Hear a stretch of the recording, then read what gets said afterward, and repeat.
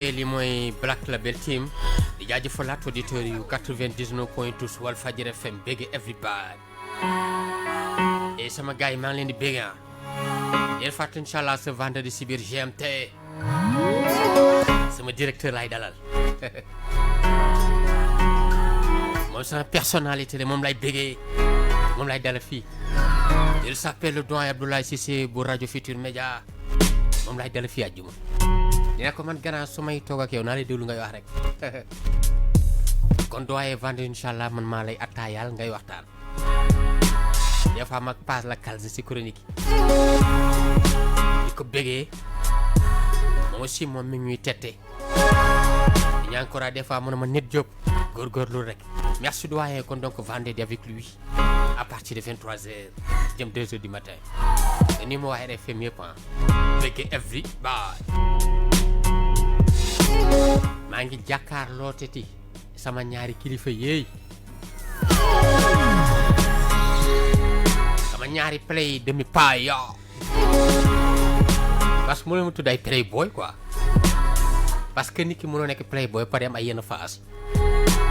kon ñoom ay play phase loon quoi naa ñoom ñaar bu ñu defoon ne kii bu football wala basket ay c'est phase lay tudd dégg ngeen kenn kaa ngi defaraat baat bi mais mënu ko defar ba du xuur xam naa tey bala ma ko tey Hamza laa njëkk nuyu Hamza sooy doon tudd sànq jëmm joojee Seydi Barham mbaa def ñu say erreur ci ay commentaire non du tout. ah kon baax na kon c'est bien. du tout. sànq maa ngi naan auditeurs yi kii ñuy way Barham mooy kan. Baye. waaw mooy kan moom. ah en tout cas daal xam naa ci lenn. aw sëy moom ñu ko xam lañ. léegi xeet yi nekk Nigéria te nga xam ne moom lim na leen ciy téeréem. bëri nañu trop xeet yu limu la yu macha allah yu sakkan. léegi mais ñooñu xam nañ ko trop. ah d'accord mais turam yi nag. am na maxa. d'accord am na dénk. léegi Baye. Barham. Barham mu nag moom doon na leen laaj. kuy Barham ana Barham. ak lan mooy Barham. moom Baye moo doon laaj bi muy wàcc ci seen aéroport ci seen tarmac avion bi di wàcc àdduna mel ne àdduna buy tukki nit ñi mel ni sànqalañ di ko di si kar turam boobu Barham foofu la ko déggee moom. ah bon ah waaw. d'accord ñooñu xam nañ Baye de. c'est ça. Baye daal mooy soppee Rasulullah sallallahu alayhi wa sallam. da koy wax ba niroog moom. dégg Faasiya di la wax Faasiya. moo tax ma war a jox moo tax day war a jox Fass cër. waaw Fass dafa baax de. gaaw Fass daa am solo yow. d'accord gisoo américains yi léegi bu njëkk. doo sëqalee kii wut visa doo ko am. mais ñoom ci seen bopp léegi ñoom ñooy sëqal. sonn léegi américains yi aussi xam nañ ko. par la voix de imam Hassan Cissé. waaw toj na foofu taxawal na fa ay xadra yu mag a mag. aux États-Unis ay américains yoo xam ne bu ñuy wasifa doo bëgg sax ñu noppi. wallaahi. da ngay bëgg toog di leen seetaan ñoom ñu koy def. seen xeetu wasifa day rax anglais quoi. macha allah daal. kooku nag moom guddi yi bu doon am day yàq léppam. ngir tagg yonent bi rek. ci li ko yàlla defal. mais daaw day jox yàlla cëram. jox yonent bi cër bu mat sëkk bi mu am. tagg ko ni ko yàlla sante ñun ñi gëm ñu julli ci moom. da koy def ni mu waree macha allah te ni mu koy defee aussi nu sell la parce que day tàmbali ci alxuraan bu tedd bi dem ci burdu bi nga xamante ne macha allahu rabbi donc gars yi ñu ngi koy def guddi gu nekk muy fukki fan yu mujj di ci def ay affaires yu doy waar di ci ñaan ay ñaan yu yéeme en tout cas daal ñi ngi ci màggal gu màgg. d'accord. muy màggal juddu yonent bi sallallahu alayhi wa sallam nga xamante ne moom mooy buntu yàlla ci mbindeef yi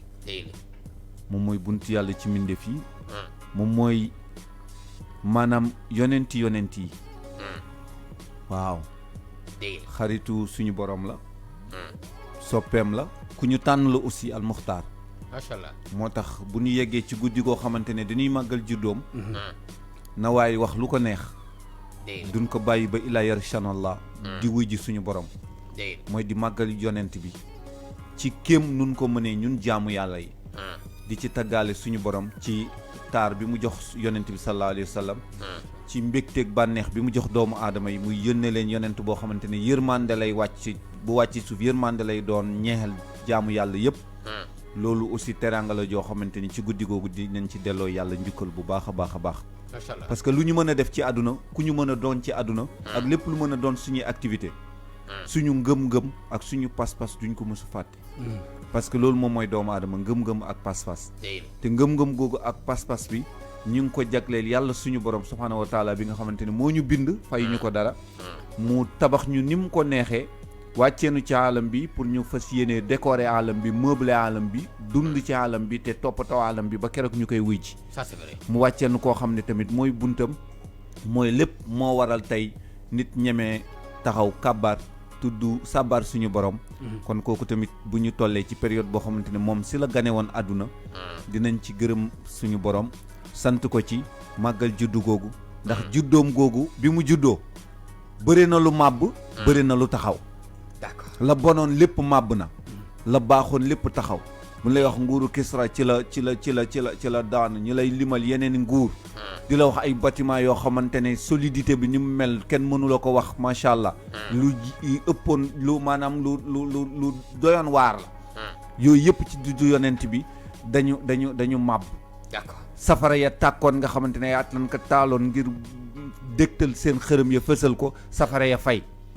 benn lumière dong moo doon jaillir mooy lumière de la bonté divine muy lumière bi nga xamante ne moom la yàlla sànni ci àddunaam bi ci alam bi muy won doomu aadama lu tax mu wàcc ci àdduna kon kooku nag bu màggalee juddu yonent bi ba tey fi tey ñu nekk moom tamit ci ay ci ëttam dund ay xarakaat yu bëri ndax moom aussi dañuy jaar fa mu jaaroon rek ndax ne doon na wax moom ne taalibe bu dëggoo fa ñuy tibbalee sëriñam lañ koy tibbale kon nag képp koo xam ne topp nga sëriñ da nga war a yokk ci barke sëriñ boobu da nga war a màgg ci barke sëriñ boobu da nga war a dund ci barke sëriñ boobu ci barke lak la ñu wax kattan ak joxe yàllaa koy joxe waaye ci mën nga ñaan yàlla ci barkewu nit ndax képp koo xamante ne aussi sa degré de spiritualité yeggul fenn fi nga gis keneen koo xamante ne moo la gën a spirituel foofu gën la pire foofu da ngay ñaan yàlla ci kàttanam ak mbaaxam mu may la ci barke kooka nga fekkee jamonoom dundandoog moom ndax nit ku nekk aussi yàlla defal na la barke bañ naka ba dañ koy wax ci àdduna ku am 4x4 am kër gu rafet ñu ne borom barke la waaw lan moo tax suñu mag ñu baax ñi nekk ñu ay borom barke ñooñu li ñu am moo ëpp barke macha allah parce que ay borom nuuraani ya la ñu woon noonu boromi leer ay borom fatxu la ñu woon amoon nañu ubbiku ay borom gis-gis la ñu woon nag bashira gu sore ba mënoon bëgg yàlla fonk yonentam bi fonk yàlla gëm ko te topp ko ci mission ba kenn ku nekk moo la jural coono yi nga dund ci sa àdduna moo la jural li nga dékku ba tey ñuy tudd sa tur macha allah kon donc yàlla nañu yàlla fayal suñu mag ñu baax ñi amiin te aussi gën yokk leeru yonent bi sallallahu alayhi wa sallam ak sahabaam yi amiin yokk leeru mag ñu baax ñi nga xamante ne topp nañ ci ay tànkam bàyyi ndigal tere yàlla yi te topp ndigal yi ba tey moo tax ci kër goo dugg rek bu seen xew-xew jotee nga ne ilaa macha allah kon comme ñoo ñi ngi ci weeru gàmmu aussi ñoo ngi ziyaar di ndokkeel bépp taalibe bépp jullit bépp nit bépp mbindeef di la ziyaar parce que màggal juddu yonent bi la te yonent bi yàlla da ko wàcce woon mu doon yërmande rek ñeel doomu aadama yëpp kon amul différence ci doomu aadama yi moom it ñëpp a ko taxoon wàcc kuy mbindeefu yàlla rek wàccug yonent bi ñeexal loon na la kon ñoo ngi ziyaar ñëpp rawatina nag muqaddam yi nga xamante ne ñoom période bi amuñu jàmm rawatina aussi tamit xaasatul xaas yi ñoom it ñoo ngi leen di ziyaar di leen ndokkeel di ziyaar muqaddam yi di ziyaar mbokku taalibe yi di ziyaar taalibe yi di ziyaar jullit yëpp di leen ndokkeel ci weer wi di ko tatagal aussi di ko dalal rek di ko woyal ci suñu biir xol tala al badru ndax weeram la moom moo ko moom te yàlla laaj nañu ñun jaamu yàlla yi ko gëm ñu julli ci moom ndax moom ak ay malaakaam ñu ngi julli ci moom kon foofa la ñuy toppaat rek tamit topp ci yoon boobu ba teg suñu loxo foofa ñaan yàlla aussi lépp lu ci yiw ak yërmande yàlla na ruus ci askanu Sénégal ak Afrique ak adduna bi yëpp tas ba ñëpp jot ci macha allah di ko jaajëfal moom Hamza tey moom laa njëkkoon a jàpp loxo quoi Mister Nature Bound maa ngi lay ziar. ñu ngi delloo ziar déetéet. yaa ngi cool foofu. waaw ñu ngi sant bu baax ah. ok c'est bien c'est bien. daanaka mun naa ne Hamza wax na lépp quoi. d'accord xam nga xam dafa xaw doy waar xam nit mun nga xam Baye Niass nga xam zaayaram mais boo xamee baatinam ci lay dàq quoi. mooy lu xam saa doon sànq rek gis nga amul zaayar ak amul baatin mënuñu bokk quoi. nit dina am château am bateau am lépp ñàkk loo xam ni moo ëpp solo ci doomu aadama muy ngëm ak diine ak topp ak roy ak dàq. gis nga nit ki booy roy ci moom da ngay roy ci moom qualité yi nga xam ni moom moo tax nit ñi topp ko quoi. parce que boo xoolee ñi si gën a dëgër bopp mun naa ci Sénégalais yi muy rapporté boo xoolee ñu ëpp ay taalibe Baay. ñun ñu am loo xam ne peut-être mun nañ ko bañ a xam te Nigériens yi boo demee seen dëkk da ngay tiit. da gis koo xam ne moo lay gën a bëgg a baraham moo la koy gën a comprendre moo la koy gën a xam ci zaahir wala ci baatin. à chaque fois moom mi ngi prôné man taalibe Baay la yow nga dëkk ak moom yow nga nekk ak moom nga war a dem rooti nga war a dem am nga dem sàkku ji xam-xam mais à chaque fois yow loolu doy na la mooy xam naa Baay nii quoi te mu am zaahir boo xam ni. à chaque fois moom mooy nekk sa kiiraay. te nga war a dugg ci baatunu baatinaat yi nga xam ne moom mooy Cheikh Ibrahim quoi. parce que xam nii rek pour man dafa des quoi. mais pour nga xam ko dëgg dafa am loo xam ne da ko wàccee mu nekk tarbiya. te ñu bëri yoo xam ne jaar nañ ci yoon boobu tarbiya ba am benn niveau boo xam ne am nañ ko quoi. ba ay xut bu lay defar ay nit ñoo xam ne boo toggee ak ñoom da ngay yéemu ci comme ni nga ko waxee ci kanu bi wala ci xaalam wala ci waxtaan bi. da ngay gis ni koo xam ne musul jàng alxuraan musul def dara mais bis bu tarbiya baay da ngay beneen level ngay gis quoi. donc am na loo xam ni pour man waruñu xaar kenn ci lenn quoi. lu ñu moom dañ koy jëlee suñu bopp. muy ci bépp kër kilifa diina boo xam ne am na loo xam ne war nañ ko mën a jëlee nañ koy jëlee quoi. kii woote na lii kii woote na leen yëpp ci yoonu yàlla la ñu woote. pour man loolu mooy loo xam ne ñun ñoo ko moomal suñu bopp quoi nekkul jéggaane wuñ ko Sénégalais la quoi. fii la nekk Kaolack la ne donc ay nit di jógee ay dëkkaat ñëw di ko jël si. ñun gën a jege gën a yay quoi. donc na gaa yi gëstuwaat gaa yi duggaat ci baatunu baatinaat yi xool xam kan mooy diw mais kan mooy Hamza war na xam boppam quoi. donc boo xamee sa bopp rek après pour man dara umputu la dara dootu la réer quoi. c'est vrai tey loolu dina sa gaa ci.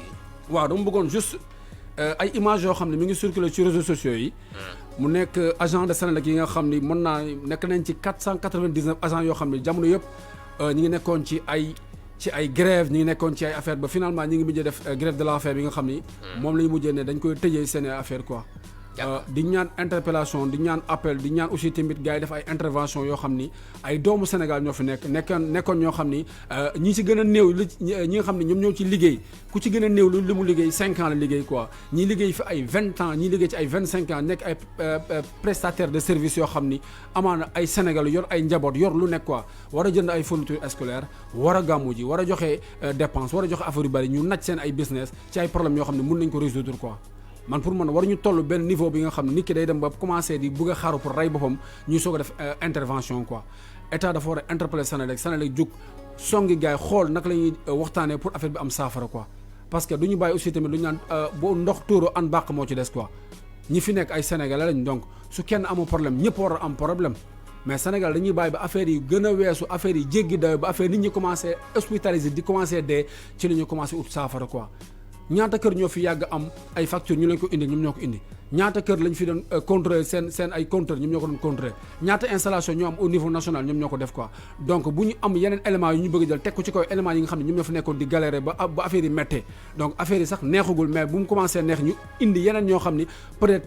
nekk ñoon ay agents yoo xam ne yàgg nañu dund biir Senelec ñu bëgg indi teg ko ci kaw agents yi nga xam ne ñoom ñoo fi nekkoon di galérer quoi nañ bàyyi loolu nañuy saafara affaire yi à temps nañu am yërmande ci doomu aadama yi Sénégal jamono ji dafa metti foo lamb dafay c'est-à-dire màgget bu feebar la ñëpp a tawat fu mu ne nii quoi njàng meeg kërti yeeg courant yeeg ndox yeeg ñëpp a metti mais ñii seen cas dafa nekk cas bu spécial boo xam ni ñi ngi nekk di évacuer ay nit ñoo xam ni grève de la faim la ñuy def yóbbu nañ ci 4 personnes yoo xam ni mun naa ne actuellement dañ leen mujjee hospitalisé te Sénégal li ci gën a grave mooy da nga nekk grève de la faim amul benn assistance sociale boo xam ni mën na ñëw taxawu gars yi dañ leen di bàyyi en rade ñoom ak seen bopp quoi pour man yooyu ay danger public yoo xam ne mi ngi exposé te personne n'est à l'abri suba di nga ci gisaat beneen cas boo xam ne mooy gën a pur bii quoi nañuy saafara affaire yi balaa moo yegg ci kaw quoi. macha allah voilà. Hamza concernant li ci di wax. ñi nga xamante waaw doy na waar daf est-ce que xam nga lan moo tax sawaruma ci fonction publique. man sama fonctionnalité yëpp damay bëgg mu nekk dans le privé. continuer di dem sama dund sax dama ko bëgg def dans le privé di dund di dem. ndax xam la moo ko waral au Sénégal ngay gis service public ña fay liggéey di ay doomu réew mi nekk di kërti ba dara dul dara di sonn di rey seen bopp di war a ñibbi seen di pour mën a dundal seen njaboot yi buñ koy liquider kan kay jox bu ñëwee du sóoraale le volet social du sóoraale le volet emploi du sóoraale impact bi liquidation boobu war a def du ñu def dara loo xamante ne rek bala ñu koy def nañ ci ay études approfondies moo xam pour xam impact yi pour xam conséquences yi bala ñuy étaler cause bi pour nekk di ci waxtaan. Senelec da ngay dem ba mujj yow ci sa bopp après tu te poses des questions est-ce que léegi benn Sénégalais yow di nga mën a liggéey ci benn boîte publique boo xamante ne yow c'est pour servir ton pays d'abord en premier, deuxième pour gagner quelque chose et satisfaire tes besoins. Si élémentaire soit-il mais dafa doy waar dafa yéeme te gis nga Sénégal balaa ñuy def benn affaire rek foog nit ñi dem ci ay grève mu am ay exagération wala ay yeneen te gis nga nag njiit yee fi dàq lay dañuy lay ba wër la indi ay këyit yoo xamante ne yow këyit boo tiimee sa machine léegi bind dem sa imprimante tiré ko signé génnee téye sa papier ñu ne kii ay këyit la wane non kii ay këyit la indi woon léegi tous les papiers sont faux et falsifiés papier yëpp a faux léegi da ngay gis koo xamante ne faux papier lay yor bu am cachet ak signature ak lépp te boo xoolee ca fa mu jógee amu fa ca base de données ba amu fa existé wu fa mais defal nañ la ko nii fictif jox la ko ci brandir ça di wax ay wax yoo xamante ne wala ngay contredire ñoo xamante ne dem nañu ba ci grève de faim pour man nit bu fekkee nekku ci logique dundam ci en âme et conscience maanaam conscience bu lu xel nangu quoi du war a dem ba ci di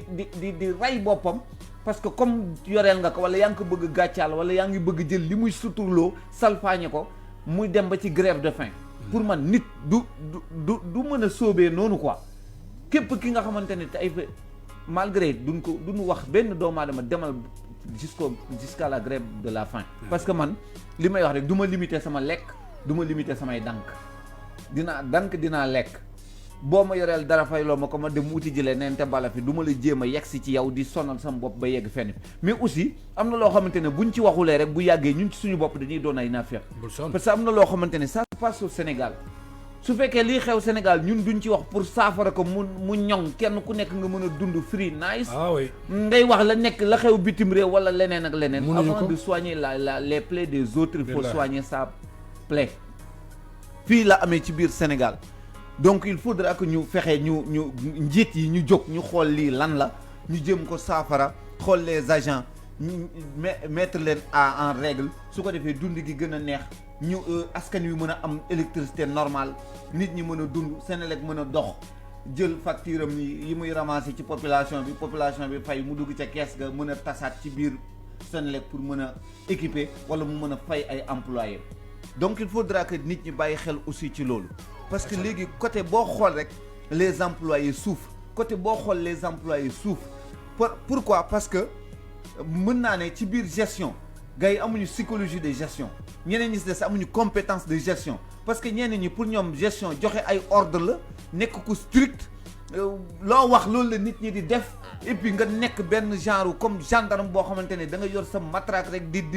teg nit ñi ci yoon te yow teguwuloo ci yoon loolu aussi c'est pas des choses yoo xamante ne ça permettra à la société de pouvoir évoluer tranquillement du permettre aussi suñu office public yi mu mën a nekk lu productif ba pare aussi ñu fay liggéeyee mën a nekk ay nit ñoo xamante ni sont dans les conditions le minimum de conditions quoi pour dund parce que les gens travaillent pour vivre au Sénégal on ne travaille pas pour gagner quelque chose on travaille pour vivre na ko ñëpp xam dañuy liggéey pour dund fii travailler pour gagner quelque chose amatul Sénégal de 1960 nag à nos jours mënuñu di yuuxu ci suñu office public yi employés yi di grève continuellement di grève ba yegg ci grève de la faim am na yoo xamante ne doxul gis nga du Senelec rek boo xoolee même étudiants yi balaa ñu leen di fay seen bourse foog benn étudiant dee ba pare gars yi daw commencé di nës-nësal affaire yi virer xaalis yi gars yi daw ci pour mën a jëli ci seen xaalis pour coow li mën a giif am na yoo xamante ne c'est pas logique c'est pas cohérent c'est pas normal c'est pas correct c'est pas humain c'est inhumain ndax am na loo xamante ne bu amee société yi gisatoo fi benn société boo xam ne am na comité de gestion des conflits wala comité de gestion des bouquets émissaires parce que amatuñ ko préparé tuñ leen pour loolu non amatu fa sax da ngay dugg ci société boo xamante ne da nga war a recruter nit koo xamante ne facilitateur lay doon bu problème amee bu kee monsieur émissaire amee wala mu am litige wala mu am ay conflit day far kooku mooy ñëw régler ko. non du régler day far mais tey da ngay gis ñooñu la ñuy jënd ñooñu ñooy ñëw taxaw mais il y a la compétence ici dans y a ñi ngi fi ay jeunes yu bëri man j'en connais pas mal de gens yoo xamante ne loolu mooy seen rôle et ils le font dans le privé. Pourquoi pas le public engage ces gens-là pour pouvoir normaliser l'emploi et aussi la vie des employés. mais duñ ko def te ba pare facture yi cher ba pare ñi ngi rey doomu aadama yi askan waa ngi bëgg dee ndax facture yu cher ba pare facture yi la askan yu di fay demul ci ña fay liggéeyee ba ñooñu di dem ba yegg ci grève de la faim. Il faut qu'on soit aussi sérieux. Il faut que ñu sérieux. léeg-léeg nag mën ngay wax gars yi naan non il faut tempérer en parlant nangam ak nangam am na foo xam ne boo fa yeggee te sa xol participer wul cela veut dire que tu n'as pas de sensibilité humaine. D'accord. ay nit lañ. macha allah il faut que ñu régler problème Senelec une bonne fois pour toutes. te recruter techniciens yu bees yi génn nekk ci yeneen firme yi ñu jël leen ñu liggéey. d'accord en tout cas juste que ne wax ngeen lépp xanaa di gën a ñaaxaat ñi nga xamante ni ci samay xalaatu dof des fois par exemple man mun naa nekk Walfadjri fayuma may xiif Walfadjri fayuma may xiif di xiif ma dem nag ba si cappaandaw ga fi nga xam ne fa laay découragé dem di gën a rey sama bopp maanaam def grève de la faim si xiif laa jógee pendant des années ñëw nag di xaru nag si grève de la faim bu doon mën nekk ci bi sax di sànde Walfadjri xeer baa ma taal ko ñu tëj ma si waxu dof moo ma gën a may dem di xaru ji loo xam ne yàlla gërëmu ko rek di gën a alerter rek ñi nga xam ne grève de la faim gëm naa ne boo ko defee dinañ la dégg mais damal est-ce que boo ci faatoo tamit jihaat la wala xaru la mais daal bu la ma la nan xool yeneen moyen man taal pënë sax moo ma gënal grève de la faim wax dëgg fa nekk Sénégal rek xiif ak lay rey yow ba pare moo tax ma ne sa lekk baaxul moo tax ma ne si jeexital ba du ma dem nag di grève di de gën a faim épuiser sam bopp bien sûr. waaw loolu daal su ma sañoon képp ku def grève de la lekku faim Sénégal baaxul nan boo xalaat defee grève de la faim da ngay teel a affamé sa bopp nan xalaat say yeneen vitamine mooy tey doyul booy xool muy Senelec di entreprise privée yi di nga xam ne aussi informel loolu lépp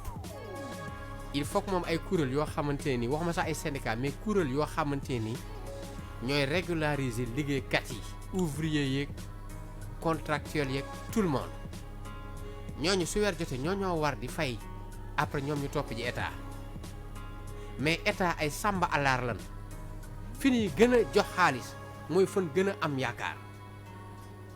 mais ñi nga xam ne ñii seen loxo jotu seen ginnaaw état lijjantu leen jël seeni milliards dem pasare ko si ñeneen may ko ñeneen moo gënal état li ñuy desee si temps bi du bari parce que tey rétro incomprise da ci nun sa gaay merci beaucoup directeur merci beaucoup Hamza merci beaucoup waa Facebook ñu ngi leen jaajëfal baax a baax ñu ngi ci mercredi 13 octobre 2021 heure de vous retrouver di bëggee gars yi nekk diwaanu États-Unis Paris la France waa Italie ñoom Thioune ñu ngi leen jaajëfal di bëggee gars yi nekk Maroc Mauritanie Mali Guinée ñu ngi leen jaajëfal les 14 régions du Sénégal Ziguinchor Thiès Tambacounda Sédhiou Saint-Louis Matam Louga Kolda Kédougou Kaolack Ndangaan Kaffrine Fatick Diourbel Dakar ñu ngi leen jaajëfal gars yi ne ci super yi Tataay Karap yëpp ñu ngi leen di bëggee baax a baax marché yi nekk ci Sénégal marché Tilène marché Colobane marché bu beesoo marché syndicat cat ba cat ñi ngeen di bëggee marché unité 3 ñi ngeen di bëggee baax a baax di jaajëfal gars yi ne encore une fois ci taxi yi bien sûr cak-cak yi ñi ngeen di bëggee chauffeur camion yi King Long yëpp ñi ngeen di bëggee baax a baax le Black Label Family ñoom Foro Diaw Beat One Jengumana Niass Reddivision Taximanu Black Label Ale Diaw hey Guru Gangse Zendehout l'homme de l'ombre l'homme de l'underground il s'appelle ATB les deux grands les trois grands Dingo depuis Kalima Grand Land depuis Sénégal Grand Ouzé Walf Diamaguène si Kamba Walf ñu ngi lay jaajëfal baax a baax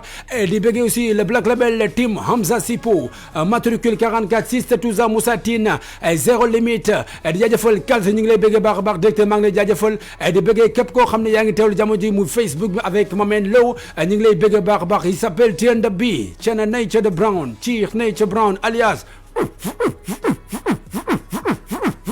height waxandox in the place to be. ok Mr Nature Brown di ko bëggee Fobril exclusivité Black Label laa leen may xam saa yow laay dédicacé sound bi d'accord. Yes. ok. Black Label du lundi au jeudi sur Walf FM 99.0. yaa ngi ci Black Label. Walfadjri. ginnaaw sunu nuyoog na meel teg ci cant ak ngërëm ku amul app ci ngor ak jom ki ngeen di jur nampal su laak fayda ki ngeen di boot tette nu ci ba àdduna wala ngaan këf fu nu dem wane fa lu nuy nawe bataaxal bi ñun seeni doom seeni sët yi daan doole fii ci réewu taax ñoo ko bind di ko yónnee xam la ni picc nga ca kaw waaye xel maa nga ca suuf ak lu nu am fii tey gàddu saak ñu gisee ñu ko gënal waaye ku amul yaay namp maam da ñàkk pexe la wante dund were yaan di dund fi na leen ci dégg doy parfois dafay dëgër ba pour nga man di matale ñetti repas du yomb waral añ tey fande reer suba ñu reer dañu añ lekk ñu suur naanu ñu mandi sunu ration alimentaire la lu limité non sunuy bakkan pour mën a dajale lu yónnee tax ñuy bëgg a ray suñu bopp ci 100 francs fondé yeeg fukki dërëm yi dege yenn saa yi cere ak meew bi la ñuy dóor ba gàtt naan ndox tëdd réere wunu mu suite ndekkee wunu hamburger lekk ci këyit naan ci mbuus la ñuy dundee fecc wunu baal te seetaan wunu soirée sénégalaise aw ma woon yaakaaruma woon dundinu réewum tax ni la mbette fooguma woon man jéemuma woon lu dul dégg yaaya booy bettu coono ay na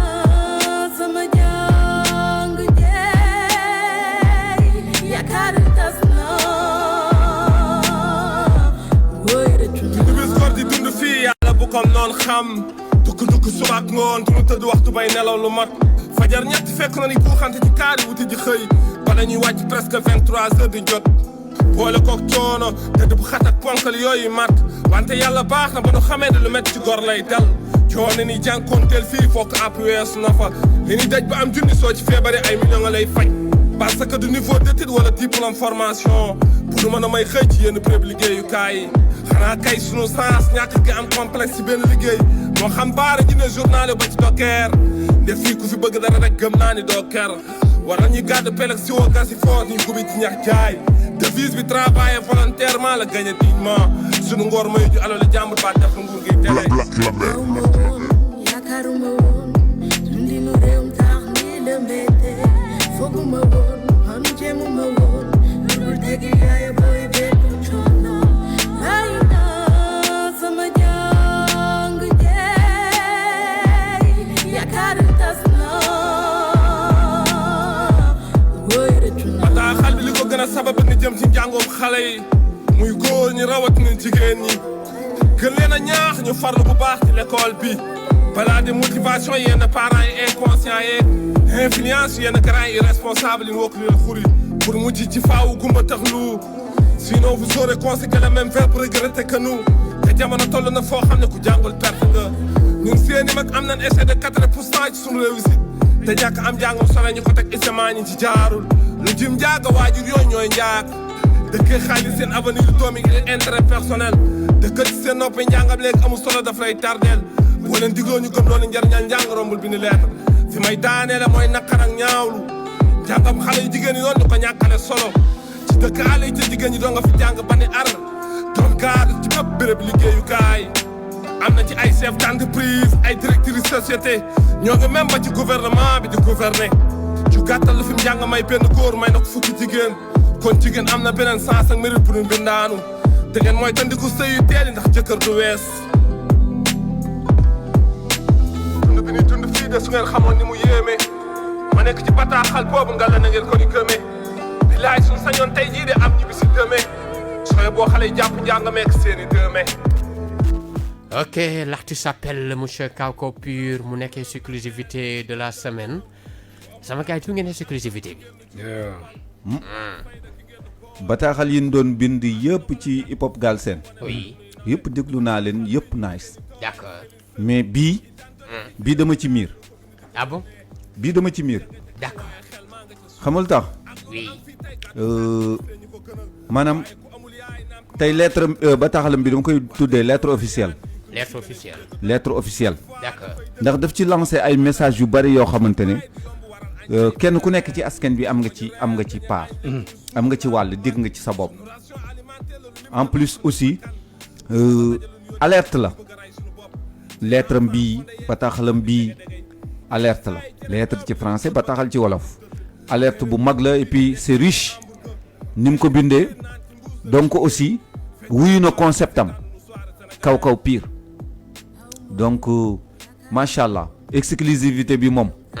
waaw man jël naa ko quoi. macha allah dédicace bi moom jël naa ko. jël nga quoi. waaw. d'accord ne ca brand pour Kauko Pur. déet xam nga Kauko moom mun naa ne. ok ambassadeur la quoi. déedéet. defoon na fi benn sound mbay. gars yi naan non wax na lépp nangam mu ñëwaat bi aussi mi ngi alerté ñi nga xam ni. jom ful ak fayda à chaque fois leen di ñaax te man pour man loolu mooy rôle artiste quoi parce que musique moom bu yarul yeetewul lekk yàq lay def quoi c'est-à-dire musique dafa war a arrêté dafa war a yeete dafa war a yare dafa war a yedde te kaw ko pur ci logique boobu la nekk c'est-à-dire sensu musique dëgg la nekk quoi di ko def te mu gis ay frères yoo xam peut-être dañ jóge kaw ga commencé dëng musuñu tux musuñu naan musuñu dugg ci leneen loo xam ni musu nga ko def dëkk ba nga ñëw fii ba biir réewu taax biir Ndakaaru nga ko fiy def am na droit alerter la quoi kon man son bi warul yem rek ci alerte ñi nekk dëkk ba même ñi nekk bitim réew aussi tamit ci son bi lañ bokk quoi gën na yaatu loolu quoi léegi xam saa kii nee na Kalsi neen dalay dolli mu ne c'est lettre de doléance moom la gën a gis sànq li nga ne lettre kii sànq ban moo ko waxti sax officiel lettre officielle moom mu ne lettre de doléance la gën a gis ci sound bi waaw kon donc les idées sont partagées ça c'est vrai waaw d'accord Kalsi moom xam nga ci Black Label la bokk déter dégg la Kalsi à chaque fois dafay indi intervention yu am aussi solo y a tellement de doléances ci biir son bi ça c'est vrai y a tellement aussi des métiers yoo xam ne boo koy déglu bu fekkee da nga jóge fu sori rek tu te vois là-dedans ça c'est vrai ñu bari ñu dul son bi da nga naan kii dafa mel ne man lay waxal dëggal da lay indexé quoi ça c'est vrai aussi c'est vrai Ça, dafa c'est bëri doléance mais Oui. li tax ñu nominé ko lettre officielle dégg la xam nga dafa am ñaari façon wu lettre dégg la am boo xamante ne ça concerne uniquement l'administration ça c'est vrai mais bi c'est d'une manière officielle il a parlé à tout le monde kenn ku nekk wax na la ci biir bataaxal bi kenn ku nekk am nga ci facette dégg la moo xam rakkam yu jigéen ñi wala magam yu jigéen ñi moo xam grand am yi ko jiitu moom ay NM moo xam ñoom ñi nga xamante ne moom mooy seen aîné moo xam ñëpp ñi nga xamante ne comme moom en tant que concept am kaw pire kaw ga la ñu jógee ñëw réewu taax en plus aussi annonce la parce que déggoo mu ne leen ñun seen doom yi nekk réewu taax ñoo leen bind bii bataaxal donc aussi annonce la réponse la aussi ci inquiétude parents yi réponse la ci inquiétude parents yi D'accord. moo tax ñu bind bataaxal bi ndax foog ñu am luñ la laaj nga bind sa bataaxal pour tontu ci dara xëy na peut-être da parents yaa ngi inquiété wu monde baa ngi inquiété wu ci ay doomam mu posé wuñ moom mu répondre won leen carrément ne caractéristique yenu animé woon ba ñu ñëw réew tax ba ñu jóge ca kaw ga ba léegi moom la ñu taxawee moo tax suñu morom bu fi nekk jóge kaw ga dinañ la ñaax fii nag bu ñu waxee kaw ga ak réewu tax maanaam c'est toutes les grandes villes du monde bu ne réewu tax rek c'est toutes les grandes villes du monde moo tax sénégalais bi ci nekk ci diaspora bi aussi génnu ci nga bokk moo tax c'est une lettre officielle qui s'adresse à tout le monde que ça soit l'administration que ça soit les autochtones que ça soit aussi les primates de première catégorie comme ni ma leen di woowee les occidentaux nga xam ne ñu ngi suñu biir ñun ñoo ngi seen biir et cetera moo tax léegi nag ci biir lettre officielle bi la wax ay doléances am parce qu'il y a le contenu de la lettre mais aussi il y a la nomination de la lettre il y a le contenu il y a la nomination ci biir contenu bi nag fa la amee doléances yi ak yenn explications yenn détails yi macha allah voilà léegi nag ci biir lettre bi mu def PS am na lu mu def PS post-scriptum li ñuy wax ci lettre post-scriptum bu dee ci texte boo bind wala yenn écrit yi da ngay wax NB rek notez bien moom dafa indi post-scriptum ci biir son bi moo tax man la maa jël son bi dédicace spécialement pour man ok c'est bien xam naa damay dem service commercial ñu ñëw na dugg suñu rhétorique tey bi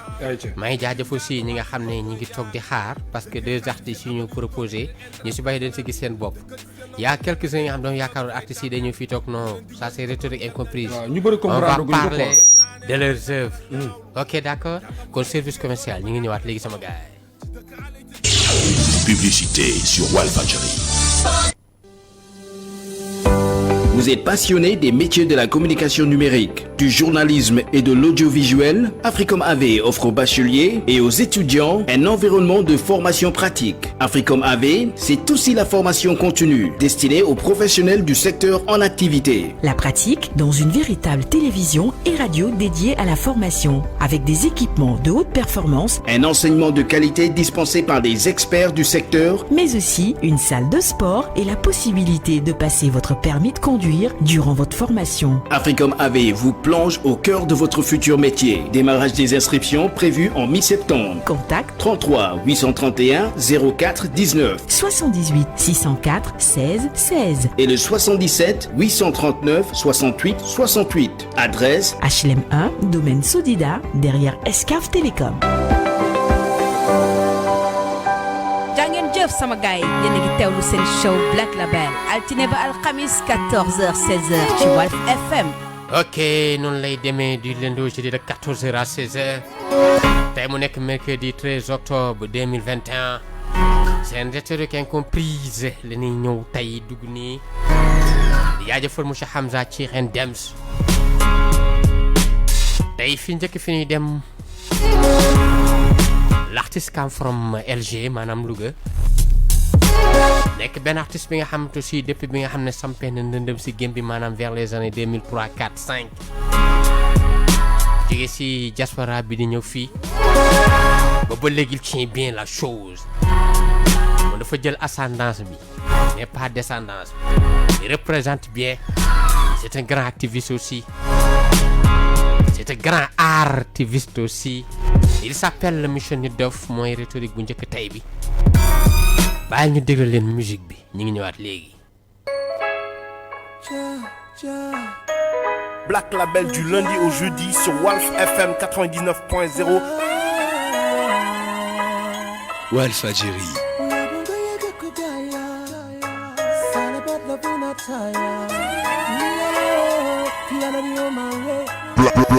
Black Label.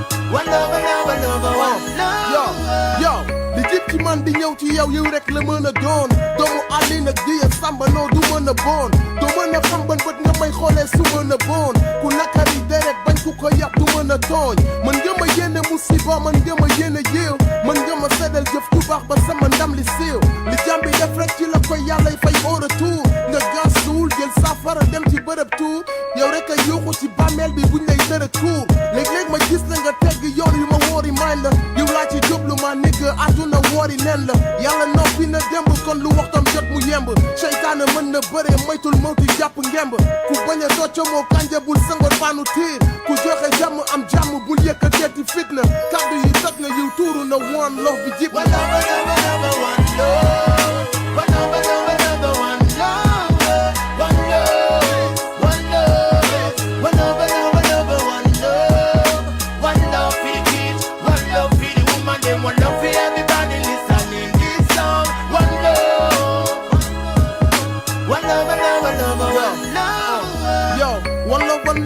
ko ruusoo tontu saaga noon bu yàggee dina ruus rek cuune def ko saaga noon doonal puso di ñëw rataxal fi ñaga soon na jàmm rek di am ci nit ñi na la jaral soon boo dul jéggale jëlale doo mën a yàgg ak leen yow mën nga laabi rente maslaate du ànd ak fen xol bu fees sul ak loof jëmu jë day lëndëm kuy waaye buy nangu nattu reetaalam day nëbu tiis yëwanal ci koom-koom soo bëggee mu yokk barkel benn boo def ci mbaax yiw ga fukk lañ lay markel li ñu boole moo ëpp foofu li ñu tàggale mën nañ bokk yoon ku ne at te doo ma tàkkale jekku baale bul di xawi sutura ak gaaw a aalu bul tas yaakaaru kenn bul xeeb say nitu démb bul gis sa bopp ci lenn bay dox di fëgg dënn moo des ci des si moytul saytaane këf la ci des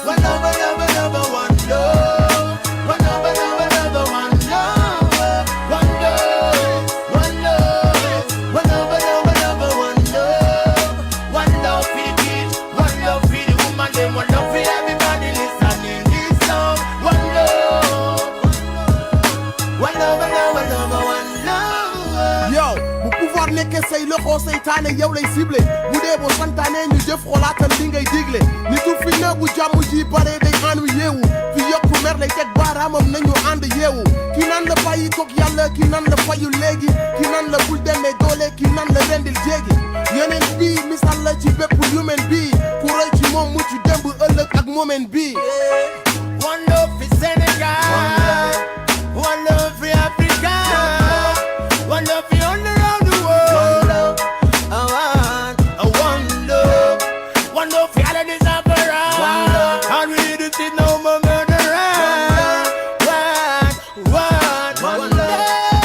featuring avec monsieur Ombre Zayen l'album Roi d'Afrique le son yiw laa si jublu l'artiste monsieur Nit Doff Kill Mr Hamza waaw moom naturellement moom ci artiste polémiste yi la bokk naturellement moom ci ay registre am la plupart day polémique mais parfois aussi dinay ironiser parfois aussi dina la indil benn acte bu comique mais d'une manière beaucoup plus sérieuse par rapport ak ñeneen ñi nin koy defee ñenn ñi dañuy comique pour jouer comédie ñenn ñi dañuy comique pour adoucir maanaam seeni attaque seeni polémique parce que si seen discours day saxaar à chaque fois mais bii nii xaw naa ironiser tuuti relativiser na tout si par rapport ak l'être nit digganteem ak nit par rapport ak comportement am nit par rapport ak li nga xamante ne moom moo ko wër lépp ci nature am dugg na ci bu baax a baax mélange couleur bi aussi indi na mélange rythme ak hip hop la boole rap beeg rythme yi moom la boole mais ci biir texte bi aussi mi ngi ci mesure yi benn bu nekk boo ko déggee c'est-à-dire mi ngi wax ci nit naturellement mi ngi wax ci nit mi ngi wax ci jikko mi ngi wax ci réaction mi ngi wax aussi ci résistance su nit ak ego par rapport ak li muy dund wala par rapport ak liy dox seen diggante nit ak nit et cetera mais en tout cas de toute façon aussi gën na du par rapport ak li ñu daan gis ci nit dof gën na du texte bi moom daf ci du parce que am na ay rappel mi ngi rappeler léeg-léeg aussi nit ki xam nga dina dugg ci parabolisme sans pour autant mu rendre compte ne li muy def ni ci parabole yi la bokk léeg-léeg nit dana dugg ci registre boo xamante ne dina ko qualifier boppam mën na ko wutal leneen comme nominer ko comme ci beneen facette mais du génn parabolisme parce que parabolisme d'une manière large bu dee ci musique dafa limité wu mais bu dee ci littérature dafa dem ba large dem na ba ëmb ay yeneen mots yoo xamante ne suñ la koy waxal da nga naan après non kon la chose est très très très large mais nag nit dof bi daan gis ci registre bu polémique tey ñoo ne ci beneen registre boo xamante ni c'est un peu ironique mais aussi un peu aussi c'est social parce que nit moom ak mondam environnement am nit ak ni muy doxee nit ak caractéristique am li mu répété noonu ci biir couple mi day faral di am diggante nit ak nit ci réaction yu impulsif réaction yoo xamante ni yu douce la wala réaction yoo xamante ni réaction yu aigre la léeg-léeg par rapport loolu mooy doon caractéristique gu nit léeg-léeg da ngay dégg ci biir somb naan la léeg-léeg nit def dara nga dégg ku ne la bàyyi ko yàlla léeg-léeg nga dégg ku ne la fayul léegi-léeg ku ne la rayal jéggi xam nga ñeenti nit ñooñu yëpp wax ak yow bokkuñu kenn ku nekk bokkul ak lim la wax ki nee na la bàyyi ko yàlla kooku da la muñ loo kii ne la fayul léegi-léegi c'est-à-dire dafa bëggu la muñ loo dafa la bëgg réagir loo dafa la bëgg def un réactionnaire beneen bis des ni la rayal jéggi kooku moom de nature du kuy lijjanti conflit maanaam koo xamante ne day xam la gën a nekk te yooyu yëpp ci nature doomu aadama la nekk moo tax ñuy wax si léeg-léeg ci suñuy expression seytaane nit njaay la ku sol mbubbam sol dàllam kër gu mu dugg jaxase bu génnee duggaat ca beneen ba ca des mais son la bu tranquille aussi parce que am na fu may dégg mu naan mun ngaa bëreek moom mais moytul muuti téye ngemb foofu lan la bëggoo xam sax mën ngaa bëreek moom waaw mais moytul seytaane téye ngemb ok voilà loolu mooy li ma lay wax sànq rek tey am na nit ñoo xamante ne parfois suñu fekkee dara duñ ko mën a lijjanti duñu mën a apaiser seen wax dañuy bëgg a apaiser mais du seen nature seen nature moo nekk nature bu belliqueuse maanaam xam rek lay doon bu ne mën ngaa bëreek moom maanaam di xeex ak sa bopp pour dal seytaane téye ngemb maanaam seytaane moo lay xam parce que sa biir xel mi lay nekk di jouer da lay réagir loo non dafa ne mun ngaa bëreek moom moytul mawti téye ngemb mawti téye ngemb loolu nag aussi benn figure boo xamante ne moom mi ko utiliser peut-être am na lu mu bëgg ci wax parce que tey dafa nëbb li ngay bëreel lan ngay bëreel ba mawti di téye sa ngemb par exemple tey boo xool yow tey mun nga bëri seetaane mais mu la naan mawti téye ngemb par exemple tey damay ragal tey seetaane foo bëreek moom yow mun nga nekk le perdant moo tax damay gis ne mooy ki nga xamante moom bu ñëwee dee rek moo ko indi day yóbbu dama ne est-ce que kon foofu du pare pour seetaane daan la moom mu gàddu yóbbu la maanaam muy doon li nga xam ne da lay rey fii ak fële je ne sais pas ban double entendement la ci am. waaw wax bi moom dafa large. d'accord parce que yow mën nga ci am perception. déedéet Cheikh mën na ci am perception. Kals mën na ci am perception. déedéet keneen kuy toog di ñu déglu mën na ci am perception. Alé Diaw par exemple mën na ci am perception. déedéet Thier ambassadeur culture urbaine am na ci dégg-dégg. xam nga Cheikh Fall bitigu Walf mën na ci am dégg-déggam kenn ku nekk am na ci dégg-déggam. nit mën nay jaay café sax romb ku teg rajo Walf mu dégg expression boobu am na ci dégg-déggam. mais aussi est-ce que du àdduna ngay bëreel mawti di jàpp sa ngemb. parce que selon les difficultés de la vie nit daw na ci li mu bëgg dundee ba xëy dee. maanaam am na mais nag benn mot la pas à double sens mais benn mot la bu ouvert boo xamante ni mot valise la ci ñun. rappeurs yi bu ñu bindee pare day am benn mot boo xam ne mot valise la. parce que moo tax ma laaj la lan ngay bëreel ba mawti di téye sa ngemb dafa vague. bu dee da nga topp mën ngay bëreeg moom. ba mawti téye ngemb. mën na nekk sa nafs mën na nekk àdduna mën na nekk ngay bëreeg seytaan mën na nekk lu ne parce que moom dafa ubbi. léegi dafa la laisser libre appréciation mais moom bu toogee en tant que moom mi doon bind. am na lu ko pousse mu utiliser expression bi. d'accord mais loolu secret la moom. en tant qu'écrivain. mais yow mi nga xam ne en tant que lecteur nga wala auditeur. am nga perception boo xamante ne yow moom ngay jéem a décortiquer. ak li la sa entendement may. macha allah tey boo xool le titre du son maanaam yiw laa si jublu auparavant nit ñi mën na ne moo man jàmm moo ma tax a jóg alerte ak yëpp mais yiw laa si jublu dafa nekk loo xamante ni dama koy yàgg a dégg. ok lan mooy yiw ba pare ak lan mooy jublu mu ne yiw laa si jublu. mu ne mooy titre son bi. waaw ok donc ça explique l'expression. d'accord kon sa bakkan bi ngay bëreel.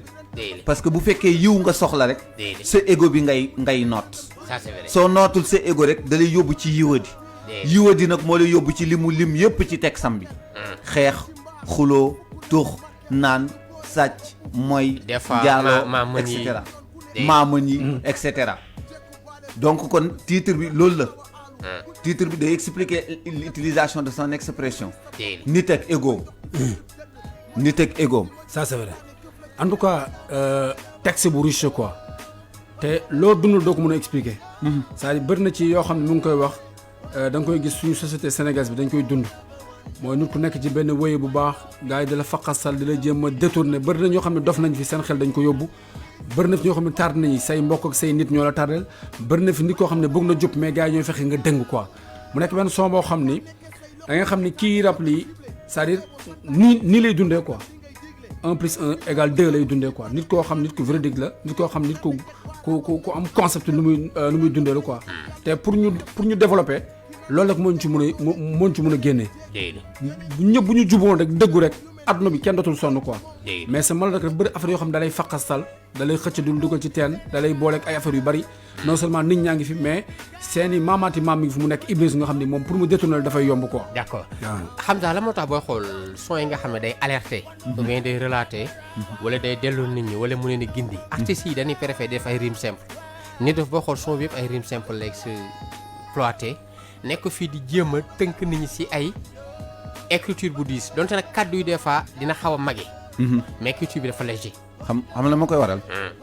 gis nga logique dafa simple. logique soxlawul jàdd ak dëng. logique dafa simple. moo tax booy bind li nga xamante ne moom mooy alerte yeeg hit yi nga xamante ne nit day toog di ko déglu di am yëg-yëg ak sensation ci artiste bi. la plupart ci simplicité boobu lañ koy dugal. parce que tout ce qui est compliqué devient difficile à décortiquer. Mais tout ce qui est simple devient accessible à tout le monde. Et tout ce qui éduque aussi est simple. Tout ce qui éduque est simple lépp li nga xamante ne day yar day yedd day yeete. day simple. day simple jàppal julli. ginnaaw bi nga sangoo pare bu fekkee nag set nga da ngay jàpp julli. mais boo fi nekkee di naan sama loxo bi dafa am taab ak du ma ko laal ndox lan lay wax demal nga tiim nga ñëw julli mais tiim boobu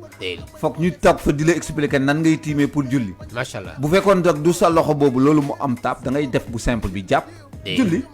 pare nga c'est simple. macha allah comme bonjour. moo tax lépp loo gis rek. simplicité daf ci baax. déggoo nit ñi léeg-léeg sax ngay dox benn manière dox bi ñu ne kii simpleul dara. wala nga am benn manière comportement bi ñu ne simpleul dara mais soo simplee rek neex ñëpp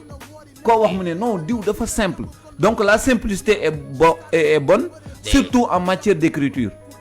ci mbirum texte moom que la ci gën a simple moo la gën a mën a bind lu nit ñi di déglu que la ci gën a déborder moo la gën a mën a bind luy indi polémique affaire yi noonu la demee te la compétence d'écrire demande de la simplicité macha allah voilà booy xool Kalz indi na réponse par rapport ak li ci doon laaj ay moo ci mun a téye ngemb nee na moom juste benn expression joxe mu ne bul naagu ba foog ne loo songu daan ko mu ne bul naagu ba foog ne bul naagu ba foog ne ki nga songu yaa koy daan maanaam yow bul yaakaar ne tey peut-être am nga cette suprématie ou bien cette force ba yaakaar lépp loo song rek daan ko am ñoo xam ne dans la vie peut-être suñu borom mun na leen a may lépp ban yaakaar ñoom danoon benn baguette magique fekk ndaanaan yu bëri ñi nga daanu des fois c'est affaire yu terre à terre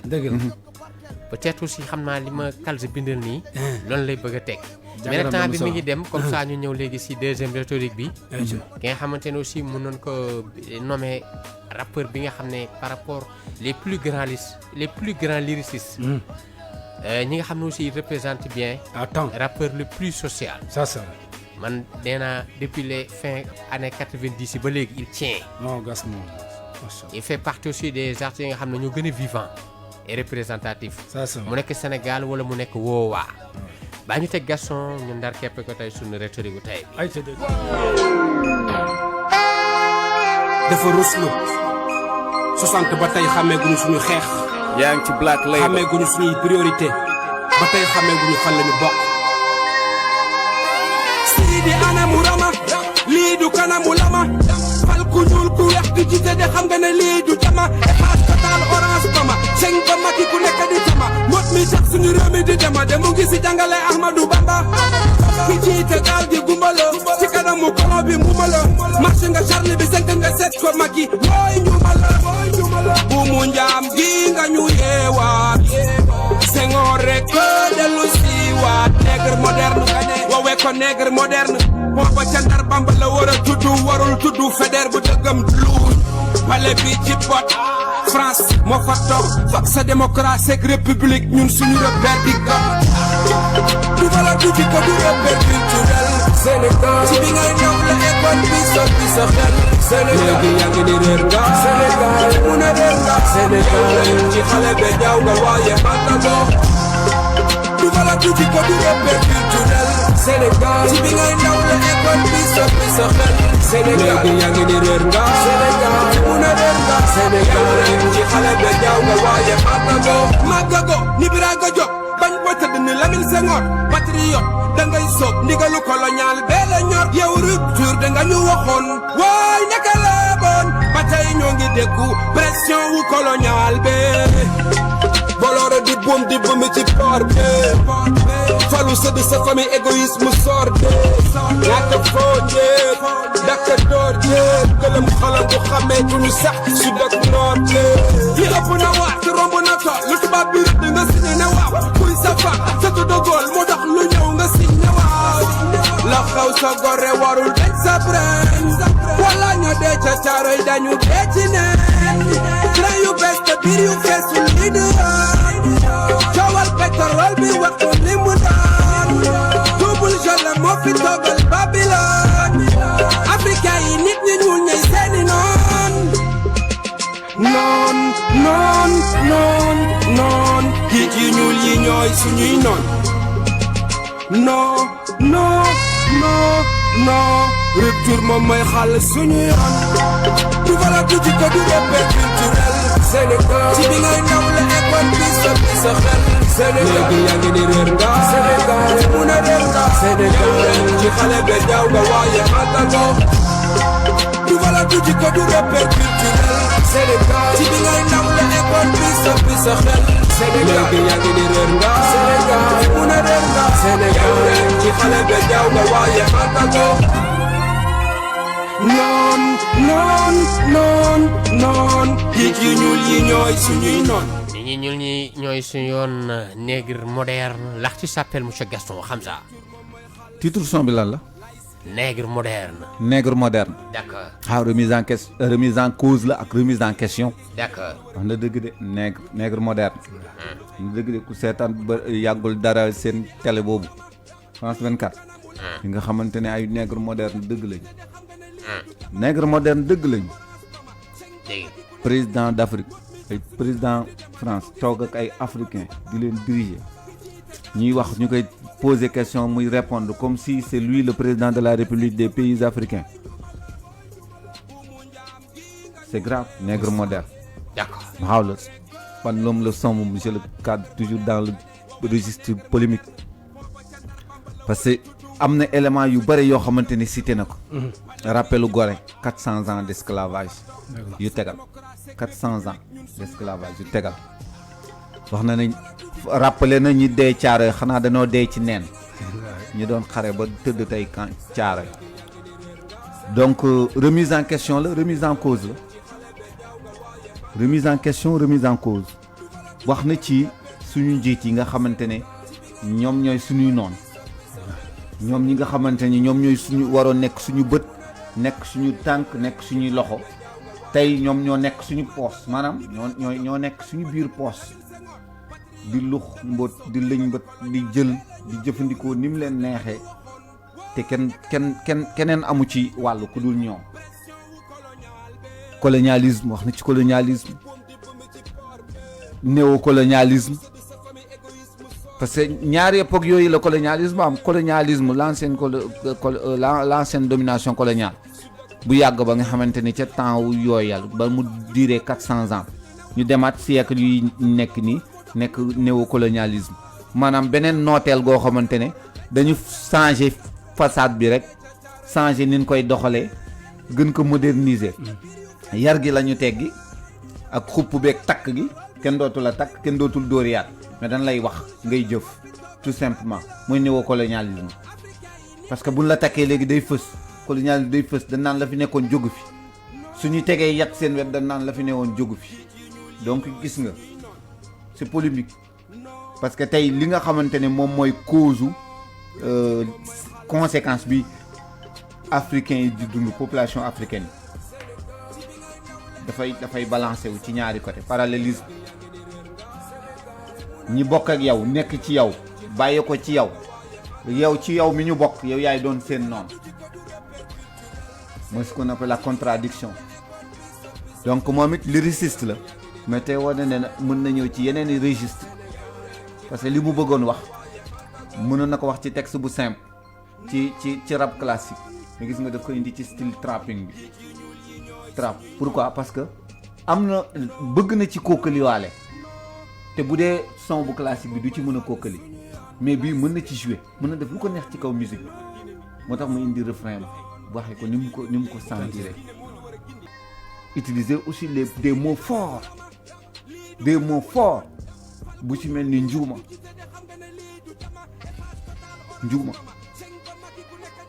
day jommalaate donc c'est lyriciste la loolu moom du changer bindam moom moo xam facette musique bu mu tëggee bindam moom du changer c'est toujours d'attaque te toujours aussi comme li ñuy wax nga sentir sociabilité ci texte am living social da nga koy sentir ci texte am et puis aussi la représentativité bi day feeñ carrément ci texte am moom ses œuvres sont carrément la voix des sans voix moom da ci concentré wu carrément da ciy bàyyi xel moo tax à chaque fois buy wax il parle dans le cadre général suñuy li nga koy dégg mu ne sama c'est un peu rare sunuy lu muy wax sunuy loolu nag ba léegi da lay yóbbu ci concept parce que gars yi dañuy bàyyi concept mais léegi le concept da lay topp ba ci say biir texte bu dee bàyyi seen boo ko tourné waatee bu nekkee vers la boo ko tourné waatee day doon ci phrase correcte day doon seen baay donc bu fekkee baay bi mooy waxal doom yi nag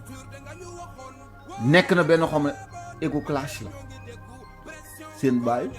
daan ko indi woon ci benn style boo xamante ni ñi nga say ego ngay waxal ñi nga xamante ni say maas lañ ngay waxal pour bàkku seen kanam mais boo yeggee ba ci sens texte bi mu jël baay buy jooyal ay doomam au figuré baay buy jooyal ay doomam koo xamante ne xeetam ñooy sonn moom moo nekk ca kaw moom moo leen di yuuxu mais le texte est riche quand même. c'est que man dugg si bi man moo ma jaaxal quoi dafa ne dafa ruslu. mu duggee 1960 ba léegi quoi. c'est-à-dire xàmmee waaw suñu xeex. déception la wala mbetteel la am quoi. mën na nekk déception xamul tax muy nekk déception posé wu na question interrogation la questionnement la mais aussi ku mer léeg-léeg noonu lay waxee ressentiment lay waxee mooy dafa ruslu 1960 ba léegi xàmmeewuñu suñu xeex. je pense que loolu la wax ci lecture bi xàmmeewuñu suñu xeex. cela veut dire dañuy errer rek dañuy dem sans objectif fixe. maanaam ñoo ngi tâtonner di dem mais amuñu objectif fixe te bu fekkee ne 1960 ba léegi xamuñu suñu xeex c'est-à-dire foofu dafa ay orientation la c'est-à-dire rappel la pour ñu xàmmee suñu xeex kon cela veut dire ñun ñoo ngi doon xeex mais fi ñu jëmale woon suñu xeex bi du foofu la jëm maanaam foofu maanaam ci wàllu image dañuy wax focus la dafa focus ci ñun lan la ñu war a def suñu lutte lan moo war a doon suñu terme de guerre lan moo war a doon suñu slogan bi nga xamante ne moom moo ñuy accompagner ci suñu vision bi nga xamante ne moom lañ jëm mooy la liberté totale. ok parce que boo xoolee aussi tamit waxee na boo joxee exemple Bolloré exemple Camp Thiaroye exemple lu bari man pour man exemple yooyu muy joxee day gën a c'est-à-dire day gën a fësal cuunewu ak dépendance suñu njiit yi quoi wala damaa ju day dëggal aussi ba léegi suñ néocolonialisme bi ñuy wax parce que yooyu nga gis yëpp c'est des gens yoo xamante ne mën nañ ne même bu dul ay firmes françaises c'est des firmes sous couverture française maanaam tugal moo leen yor tugal mooy seen lépp donc loolu la en quelque sorte day gën a expliquer néocolonialisme bi domination bi nga xamante ne moo tegu suñu kaw moo tax ba léegi day indi sensu 1960 ba léegi xamuñu suñu xeex kan la ñuy xeexal ndax ay yeneen nit la ñu ñëw instauré leen ci kaw ñiy xeex nii te ñoom ñi ngi continuer ba léegi di xeex mais seen xeex du aboutir. d'accord moo tax ñu ne la focus la benn genre focus la boo xamante ni da ngay pousse nit ñi à ce que ñenn ñi dañuy wax ne maanaam benn dafay essayer di réveiller nit ñi day essayer di alerter mais li dépassé na alerte li focus la ci ku perte objectif am. booy xool dafa autosaisir ci quelque chose auparavant ñun nègre bi dañu doon indil sañ-sañ di ñu jaay doole di ñu soumettre loo mais léegi y a un nègre moderne boo xamante ni tey ñoom ñooy gën a jàppale blanc bi ci politique am maanaam seen nègre moderne moo tax xam naa fin bi mu naan nit ku ñuul ki mooy suñu noonu par rapport ak tey y a des marionnettes ici yi nga xamante ni tey bépp politique bi nga xam ne blanc bi moom la bëgg a def les marionnettes sont là ba pare nekk leur digne représentant nekk aussi tamit leur facilitateur tey boo xool coono bi ñu am yëpp ou bien ni puiser suñu yëpp ay benn nit ku ñuul mooy facilitateur bi parce que tey kenn amul cette puissance su ko di ñu toll 3e millénaire ñëw rek dina jaay force mais li naan c'est parce que ñoom buñ fi amee doole rek ci yenn société yeeg si yenn ouverture yëpp rek c'est parce que y a des gens yoo xam ne ñoom ñoo nekk tey pion bi nekk tey facilitateur bi léegi nag lépp lu ñu mënta am guddi ñu toll du blanc bi mais ñun la suñu biir parce que dem si suñu biir ay défaillants dafa am si biir yoo xam ne ñu ñooy suñu ennemis mais bu nekk si position demandeur dañuy nangu ñun jël ñun suñu der day nangu ñu jël suñu civilisation suñu culture suñu yëpp mais une fois vu le bout du tunnel ou bien ñoom accès au pouvoir ñu nekk na vrai nègre moderne nekk nag facilitateur blanc bi doo xam lu but te tey boo xool ñoom tey seen pouvoir yëpp ou bien leen pouvoir bi di may ñoom moom la ñuy rawale jotee ci banque blanc bi ñoom tey seen i këyit foofu la mujjee nekk ak seen future résidence kon donc nag cette indépendance léegi nekkatul sax tey blanc bee ko téye mais ñun ñooy suñ propre indépendance mi ngi suñ loxo nekk tamit ay nit ñu nekk ci biir tey ñoom ñooñu tayale tey moo tax ma ne le son est fort ba li mu ko defee tey moderniser na ko tey ci beat ak dawalin dëgg la parce que tey booy xool son fashion la mais c'est révolutionnaire. ba pare aussi tamit dafa nekk nit koo xam ni dafay jàngale quoi na ko gars yi di dafa def ay forum gas dafa def ay forum di waxtaan ak ñi nga xam ni comprendre ñu àdduna bi du muy doxee quoi comprendre ñu Sénégal yan xeetu dirigeant ak yan xeetu leader la ñuy am quoi aussi système d'orientation bi nga xam dafa am ci mutation suñu hip hop bi ñu si bëri amatuñu engagement comme yii mu am moom imagine toi dafa ruslu 1960 ba léegi da ngay xam ne kii am na lu mu fekkee am na loo xam ne dañ ko ko nettali am na loo xam ne gëstu na ko am na loo xam ne témoin la ci quoi. donc genre yu mel ni Gaston dañu war di occuper yenn plateau yi di wax nit ñi di leen dégg waratuñu yéen rek yem ci ay son parce que son certes baax na nit ñi dañ ko déglu quoi tey bu benn jeune talent di déglu Gaston dina bëgg a mel ni Gaston comment naka lay bindee mais mu may chance jeunes yi nga xam ne peut-être muy bu suñu ko rencontré pour ñu am beneen level boo xam ni buñ jógee fii war nañ dal ci leneen quoi. war ñu rek yem ci ay. génne album toog def clip toog quoi. mais xam dañ ko soxla quoi. mais xam nga parfois genre yu mel ni Gaston lan mooy tax réaction boobu. da ngay xool ci ban médium la war a toog di mën a discuter ak Sénégalais à longueur de journée jàppal suñu médium yi. du caaxaan. ay guignol ngay gis ñoom ñooy animé ay plateau. yoo mais Gaston war a génn toog ci plateau yi.